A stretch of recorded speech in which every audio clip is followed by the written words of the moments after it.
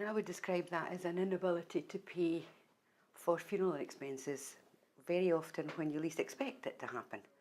And for many of the families that I've worked with over the years, it was something they least expected, hadn't prepared for, and find themselves in great debt trying to give a family send-off to a family member at a time of great anxiety and bereavement.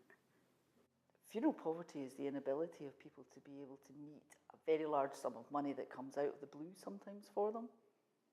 So people here, for example, I work in Midlothian and Edinburgh, live from week to week, many of them, and suddenly somebody dies and they're faced with having to pay out £3,500, maybe £4,000.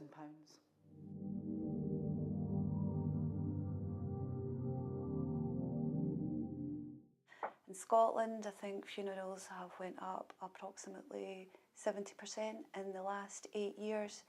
Midlothian specifically has went up by 36%. Average cost of a funeral in Scotland in 2017 was 3,600. However, this also varies depending on what type of funeral you want, whether it's a burial, whether it's a cremation, or whether it's a direct cremation, which is becoming more popular and is the lowest costs.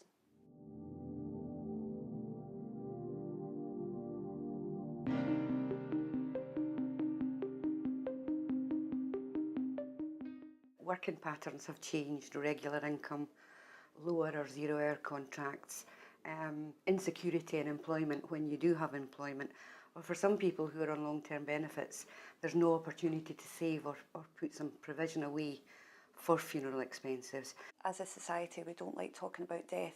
We don't plan for a funeral. We don't discuss what we want, and then we leave loved ones to guess. And then people want to give their loved one the best send-off they can afford, but often they just can't simply afford it. There's a bit of a monopoly in the funeral world, so there's not a lot of competition, although you see a lot of different people, businesses under old family names. Behind the scenes, a lot of these firms are all the same companies. So it suits the funeral directors to keep the prices high. We are trying to bring our costs down, and we're trying to be a bit more transparent with our costs now as well. So what used to happen before was you would go through the whole funeral arrangement and then say to the family at the end, this is how much it's going to cost you. What we do now is, it's called our choices. So it shows you the price, our costs for each choice, and then obviously you can then say to them, and if it's a burial or cremation, this is how much that will be on top of that. So, and this is brought up at the start when the family first contact us, so they now know how much it's going to cost them, rather than going through a full arrangement and then you could see like their faces, the big deep breath of, oh my goodness, I can't believe how expensive this actually is. We've just not thought about this at all. Funerals are made up of different elements, and I think it's only natural that when someone receives an invoice from a funeral director, they will always look at the bottom line.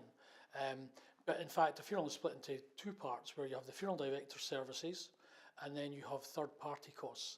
And obviously the third-party costs is out with the control of a funeral director, but it's just nature to look at the overall cost. In terms of my feeling about funeral directors in general is that they should be able to accommodate families if they're working to a budget, or if a family only wants to use certain elements of the funeral director services. So I'm a great believer that a good funeral director will help a family who are maybe struggling a little bit, or they only want to use certain elements of the funeral.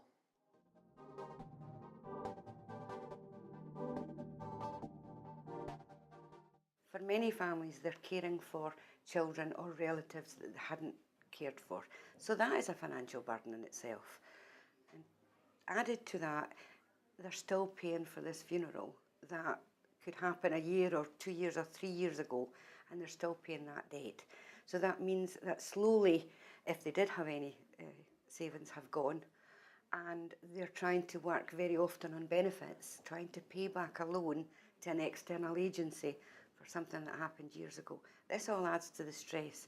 I also believe that it adds to the grief, that you're still paying something, you're still struggling to meet the funding costs of something that happened years ago that you're trying to come to terms with on a personal level. You're trying to find a new way of living without the person around you, perhaps a new way of living without their income, and yet you've got this debt, and it's like a grey cloud that lives with them for quite a long time. About 10 years ago, my beautiful daughter had her first child who we adored, and another 2 children followed after. She wasn't married, but living with her long-term partner and father to the children. They didn't have much as she didn't work. She looked after the children and he was in and out of manual jobs, labouring and building work here and there. We helped with the bills and fuel, kids' clothes, shoes, the things grandparents do, as we were still working and able to do that. Suddenly, in 2016, there was an incident and my daughter died, leaving her partner and 3 children behind. There was no insurance. She was young. Who'd have thought we needed it? And even then, there was no spare money in the house to pay for insurance. The immediate shock was overtaken by a desire to give her a good send-off. She was young and vibrant, and we wanted to make sure that her family honoured her life and the role she played, not only in our and our children's lives, but for all those who knew her and grew up with her. Her dad and I were working at the time, although I was down to part-time work and both of us were approaching retirement age. We didn't have a lot of money, but we made sure the funeral had everything she would have wanted. It cost almost £4,300, and we had to borrow to pay the funeral director, but we did it because it was our girl. It took us 3 years to pay off the loan. In the trauma that followed, my other daughter stepped in, and we supported Dad to continue to raise 3 children on his own. There were ups and downs, but we were getting there. Then my husband had a heart attack and wasn't able to return to full-time working. I became a carer for him and the kids often too, but we managed. 2 years down the line, another tragedy. Complications after a simple operation took my grandchildren's dad too. You couldn't make it up. There were 3 children who had to immediately come into our care. They were still in primary school. Thankfully, we'd had a lot to do with the children, helping at bedtime, after school, so the routine didn't change too much. However, we had to face another funeral, and again, no insurance. There was just not the money to pay for this, and we never thought in a million years this could happen. The children's dad had no family members, so we had to step in. Amongst the trauma and the bereavement and trying to support the children, we had to plan a funeral yet again. This time we had even less money, having paid the other funeral. Any savings we had for retirement had gone. The kids needed winter clothes, school things. There was no pension plan. My husband wasn't working and I had to give up work as they couldn't accommodate my hours round the school day. This time we tried to budget as best we could.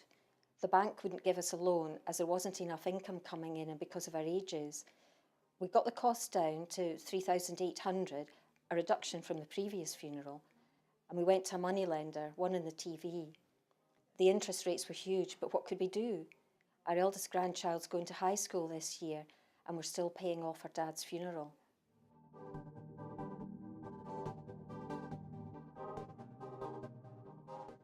The options for families when they find themselves in that situation is quite difficult unless they get the right information at the very beginning.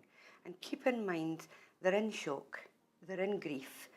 And if they don't get that right information at the start about what they can and can't afford, we get into a pattern which is maybe an old Scottish tradition of giving the person a great send-off in the community.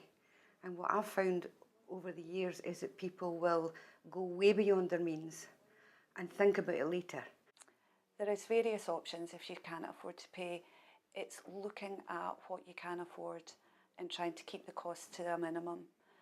1 in 10 funerals are now a direct cremation rather than a full service burial cremation with a service. The direct cremation can keep the costs down by having the cremation in unsociable hours. Many people though, around 13%, are then still opting to have a service of some sort at a different time, which again helps keep the costs down.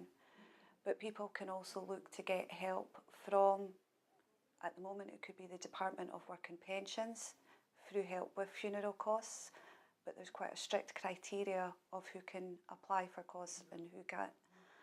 Also, if you have no money at all, you then may need to go to the local authority and ask them for help.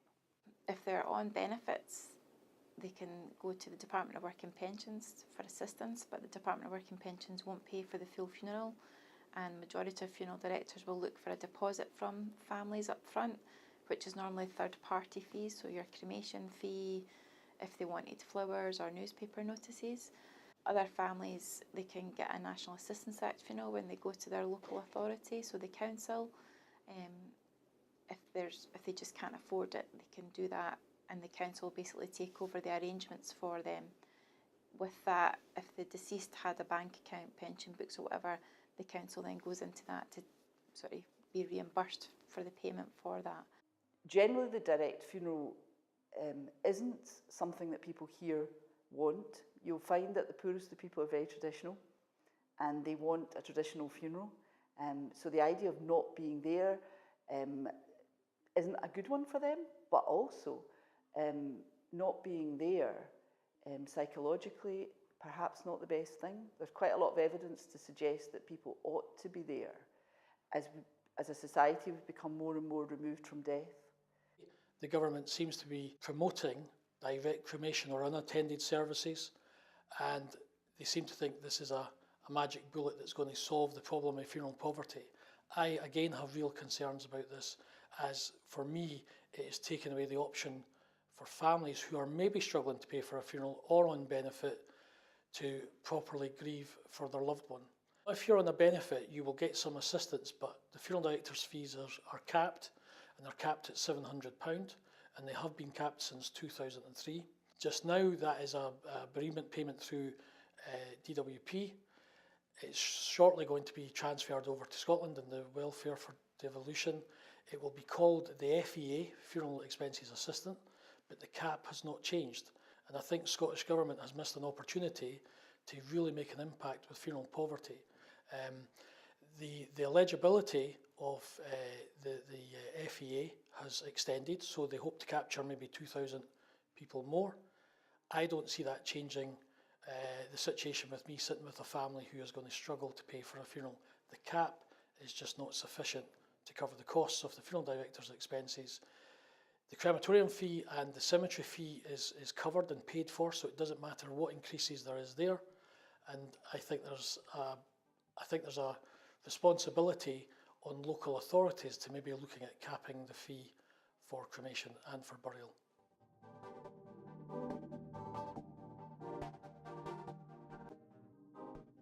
I think certainly out there, if there's a will for it, then there could be an affordable funeral that's not a direct funeral. I think it would be possible to offer a funeral where people were able to go to the crematorium without funeral directors there and have a service at the crematorium. I don't see why we can't do that. I don't see why we can't delve into some of the costs as well. And I think the transparency that's come about has helped.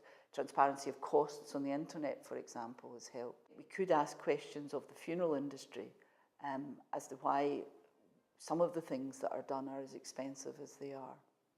The right information at the very beginning. And I know you're in grief and sometimes you're not taking on board all of that. So even before that, talk to your families, talk to your friends about what you want, what you don't want, and that you don't want to be a burden when you've gone. Let's lift that thing that Scotland has about the guilt and the shame about not having the big event. Let's make it something that we celebrate birth and we can celebrate death without getting into that debt and the anxiety that follows you for such a long time. If you can't afford, go and ask for help. Don't be ashamed, don't feel embarrassed, but go and speak to your local council, the Citizens Advice Bureau, or other professionals who may be able to point you in the direction and get you some assistance to help cover the costs.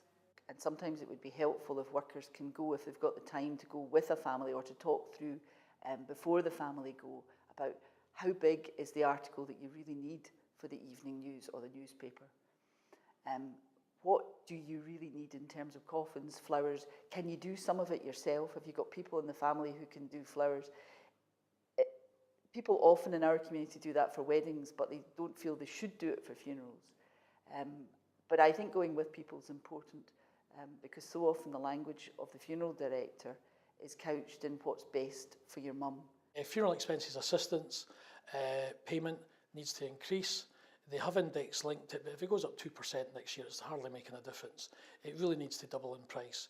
I also think funeral directors can do their bit and have been doing their bit where they've reduced their fees for families to help them. I think the most important thing though is planning ahead.